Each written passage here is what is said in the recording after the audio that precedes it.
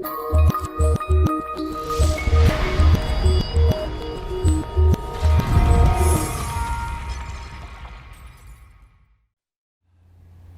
Gary here. Many years ago, my mentor said to me about his grandchildren. He says, I love my grandchildren. My children, I don't know about. And I always thought that was curious. I now have a grandchild. Kind of funny. I kind of understand it at a certain level. You love both of them. Well, the interesting part about this is there was an AARP article recently that said that 78% of millennials do not have a will or any advance directives. That would be powers of attorney for health care and for property, to make sure someone can take care of your health, take care of your property, everything you own, and how you sign your name on everything else.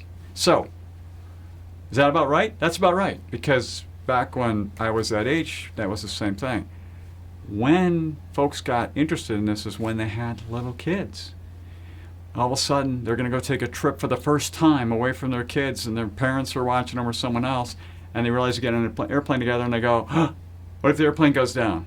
So they went off and got a will. Well, that shouldn't be the reason, and I realize for a lot of people that's why it's 78, not 100%, is because they want to make sure they named a guardian in the will for those children, and it's very important to them.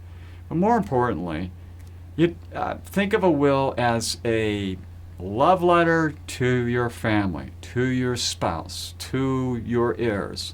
That's what it is. Hey, I want to make sure things were at least cleaned up a bit, so I put a will in place. Powers of attorney, same thing. If you don't have powers of attorney, hey, guess what? The county that you live in, if things don't go well, you have to go in front of the probate court so that your spouse can be named, or your sister or brother or best friend or whatever it happens to be, and there could be a contestation. And meanwhile, your things are not getting done. So these basic estate documents are important. Now, try not to go to LegalZoom or one of the other sites out there to do that, because if you make one mistake, your will be null and void.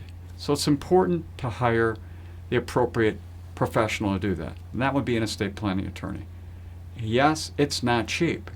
Somewhere probably between $500 and $1,500 to get wills for two of you, if that's what it is, and powers of attorney, that's another $4, and there's other directives.